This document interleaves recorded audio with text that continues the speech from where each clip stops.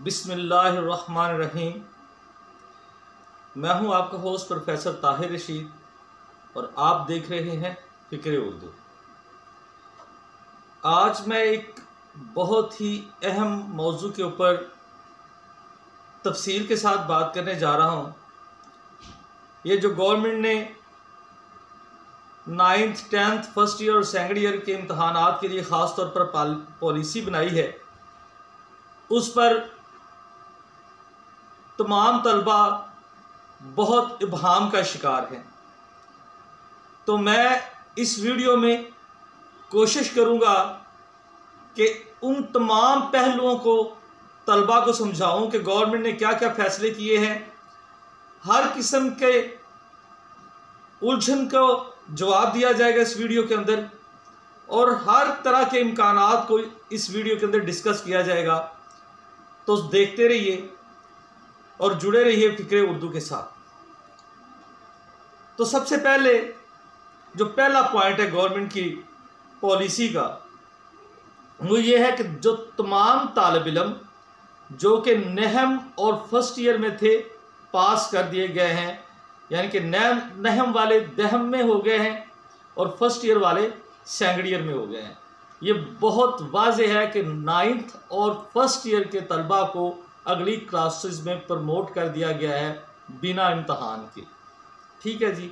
और इसके बाद मैं अगर आगे तफसील में बताऊंगा कि उनका मुस्तकबिल क्या होगा और उनके नंबर कैसे लगाए जाएंगे। ये है 9th और फर्स्ट ईयर के लिए।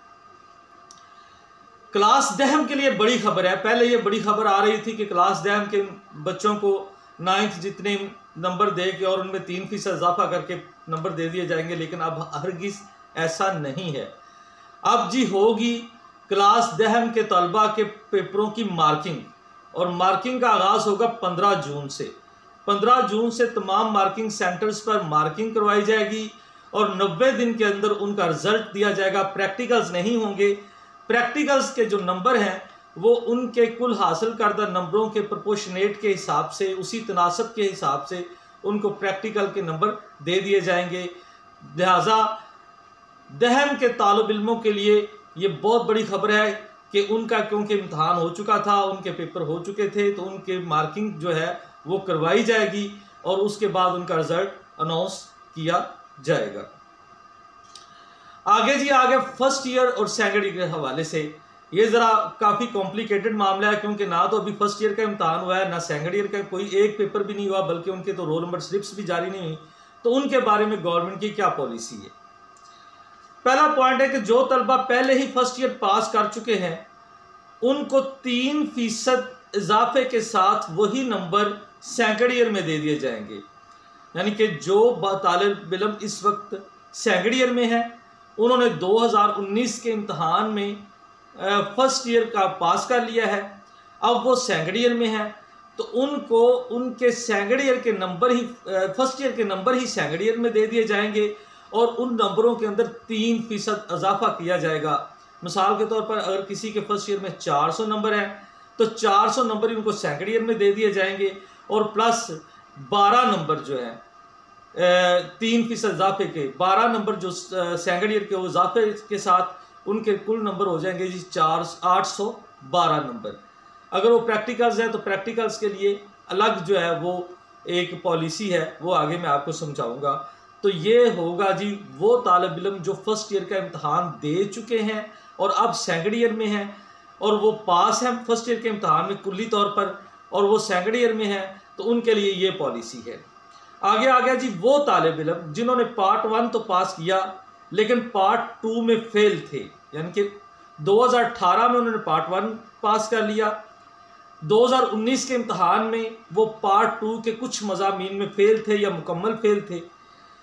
तो इस साल यानी कि 2020 में 2020 में वो पार्ट 2 का इम्तहान देना था उन्होंने, क्योंकि पार्ट 1 में या उनकी सप्ली थी या वो मुकम्मल तौर पर फेल थे, तो उनको पार्ट 1 के मुताबिक उतने ही नंबर पार्ट 2 में दे दिए जाएंगे, क्योंकि वो पार्ट 1 में पास थे, पार्ट 2 में वो उनकी सप्लीज आ गई, तो उनको पार्ट 1 में जिस मजमून में जितने नंबर पास के थे उतने ही पार्ट 2 में दे के उनको पास कर दिया जाएगा। ये है जी उन लोगों के लिए जो पार्ट 1 में तो पास थे लेकिन पार्ट 2 में उनकी सप्ली थी, 2019 के इम्तहान में, और 2020 में वो दोबारा अपनी सप्लीज या कुल्ली तौर पर वो फेल थे पार्ट 2 के इम्तहान में, तो उसको दोबारा देना चाह रहे थे। तो उनके लिए ये है कि क्योंकि वो पार्ट 1 में पास थे, तो पार्ट 1 के ने जिस सब्जेक्ट में उनके जितने नंबर थे पास मार्क्स, वो सारे उनको पार्ट 2 में दे के पास कर दिया जाएगा। ये जी एक उनकी शिक है और ये गवर्नमेंट ने पॉलिसी मंजूर की है।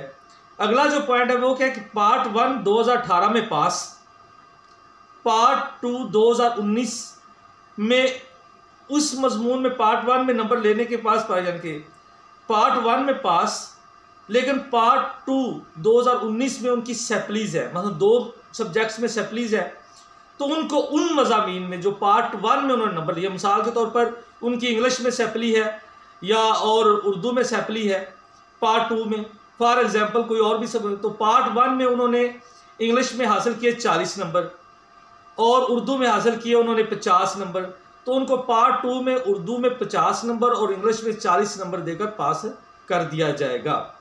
अगर वो पार्ट 2 में मुकम्मल तौर पर फेल थे तो और पार्ट 1 में वो मुकम्मल तौर पर पास थे, तो पार्ट 1 के जितने नंबर हैं उतने नंबर देकर उनको पार्ट 2 में पास कर दिया जाएगा।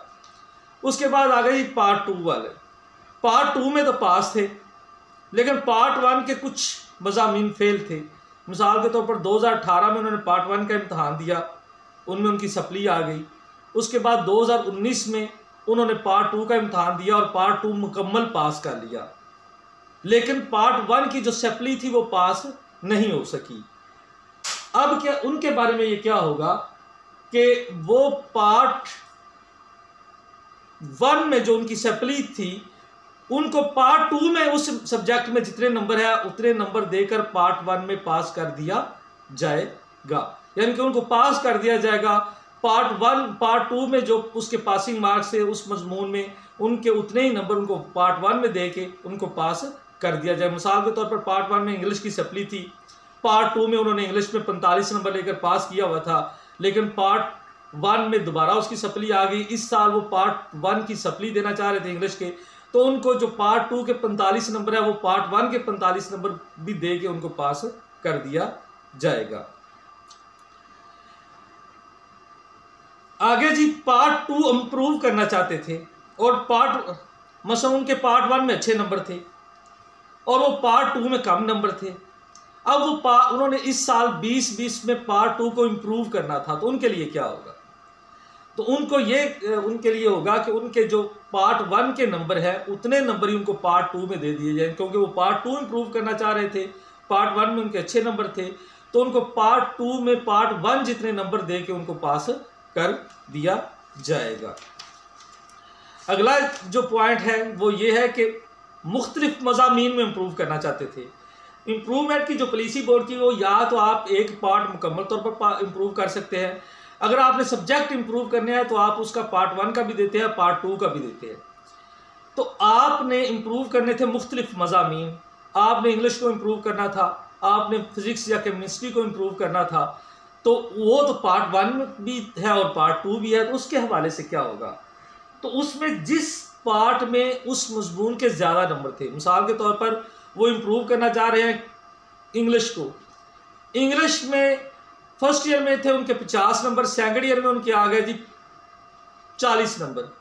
अब वो इंग्लिश को दोबारा से इम्प्रूव करना चाहते थे, वो पार्ट 1 की भी पार्ट 2 की भी, तो उनको क्या किया जाएगा कि क्योंकि पार्ट 1 में उन्होंने पहले 50 नंबर लिए थे, अब उनको पार्ट 2 में भी 50 नंबर दे के कुल नंबर इंग्लिश का 100 नंबर दे के उनको पास कर दिया गया, ये उसके इम्प्रूव कर दिए जाएंगे उनके नंबर। अगला जो पॉइंट है कि वो पार्ट 1 को इम्प्रूव करना चाहते थे और अब वो है कि पार्ट 2 में नंबर अच्छे आ गए, पार्ट 1 में उनके नंबर कम थे। इस साल वो इम्तहान दे रहे थे पार्ट 1 को इम्प्रूव करने के लिए, उन्होंने दाखिला भेजा हुआ था, तो उनके लिए क्या किया जाएगा कि उनको पार्ट 2 जितने, क्योंकि पार्ट 2 में उनके अच्छे नंबर थे, तो उनको पार्ट 1 में भी उतने नंबर देकर उनको इम्प्रूव कर दिया जाएगा और पास कर दिया जाएगा। आगे जी वो कैटेगरी आ गई, वो उम्मीदवार जिनके ये पास करने का आखिरी चांस था, ये जो 2020 का इम्तहान है वो उनके पास करने का आखिरी चांस था, वो फेल थे और वो किसी सब्जेक्ट में उनकी सैपलिस थी तो वो उनका आखिरी चांस था, तो उनको एवरेज नंबर देकर पास कर दिया। मिसाल के तौर पर उन्होंने बाकी जो 6 में से 2 में से वो उनकी सप्ली थी, बाकी 4 मज़ामीन में थे पास थे। 4 में जो उनके एवरेज पासिंग मार्क्स बनते हैं, मिसाल के तौर पर एक पेपर में उनके 50 है, दूसरे में 60 है, फिर तीसरे में 50 है, चौथे में 60 है, तो उनके एवरेज नंबर बनेंगे 55। तो उनको उन 2 मज़ामीन में 55 नंबर देकर पास कर दिया जाएगा, जो जिनका ये आखिरी चांस था पास करने के हवाले से। अगली जो कैटेगरी है वो ये है कि पार्ट 1 के मुख्तलिफ मज़ामीन में फेल थे और पार्ट 2 में इम्प्रूव करना चाहते हैं। तो इस के पार्ट 1 के पास मज़ामीन के नंबर की एवरेज निकाल कर फेल मज़ामीन को भी पास कर दिया जाएगा। मसलन वो नंबर इम्प्रूव करना चाह रहे थे और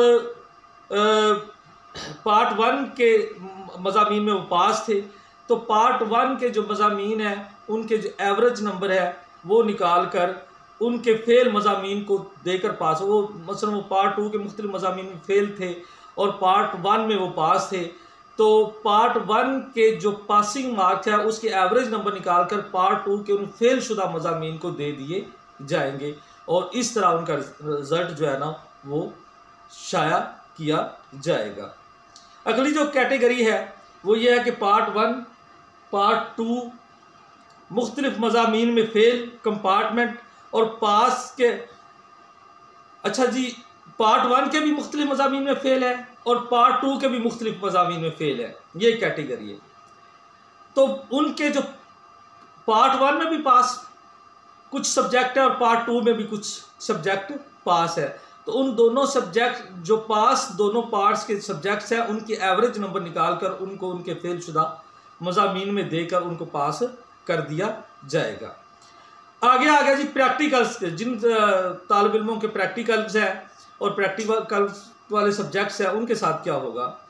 तो उनको हर जो उम्मीदवार है उनको 50% तो प्रैक्टिकल के नंबर लाजमी, अगर 30 नंबर का प्रैक्टिकल है तो उसको 15 नंबर तो लाजमी दे दिया जाएंगे और बाकी जो 15 नंबर है वो उनके नंबरों के प्रोपोर्शनेट तनासब के हिसाब से उन 50% नंबरों में इजाफी तौर पर देकर उनको प्रैक्टिकल के कुल नंबर दे दिए जाएंगे। कुल नंबर प्रैक्टिकल से 90 होते हैं मेरे ख्याल में, और 45 नंबर तो हर 3 सब्जेक्ट्स के 45 नंबर तो हर तालिब इल्म को मिलेंगे और उनके अंदर बाकी जो 45 नंबर हैं वो उनके नंबरों के तनासब के हिसाब से उनमें इजाफा किया जाएगा।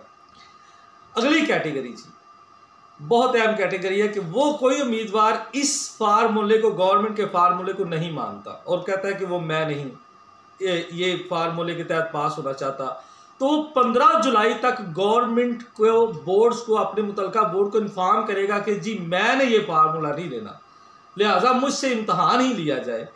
तो फिर जब ये हालात ठीक होंगे, कोविड-19 का वाला मसला हल होगा और गवर्नमेंट इजाज़त देगी तो उनका तब ये इम्तहान लिया जाएगा।